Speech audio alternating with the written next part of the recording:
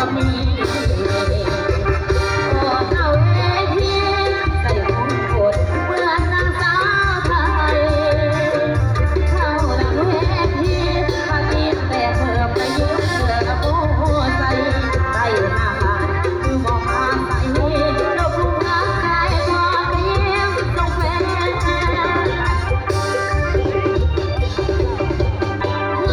ข้าผ่านสวรรค์หน้าที่การงานก็ยัง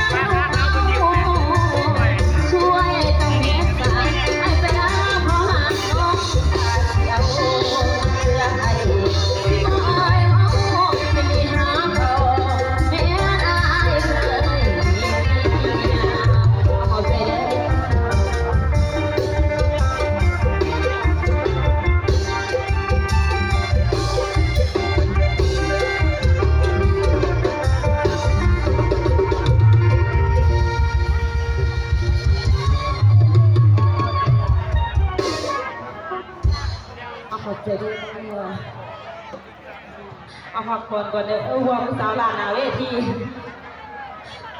เอาก่อนอื่นหมดก็ขอน้อมนมัสการท่านพระอาจารย์ แล้วก็ทั้งอำนาจการปกครองทุกภาคส่วน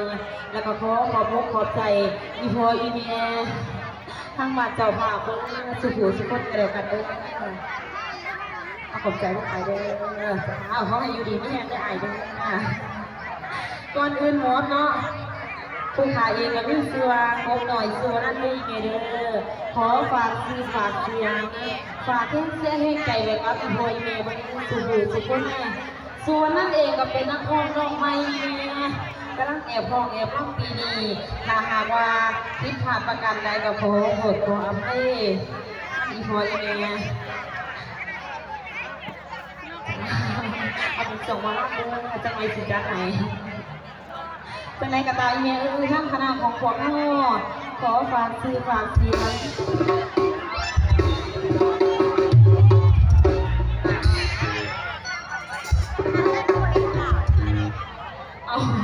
เอาขอประกาศเด้อหาในบ้านนี้มาสั่งอยู่เจริญกับมหามูลเนี่ยอยู่ด้านหน้าเวทีอยู่ว่าชื่อเสียขาแล้ว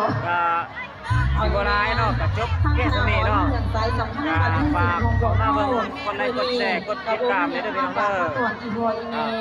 นอกจากเสียงพวกและเสียงอ้อนสั่นตัวถ้าหากว่า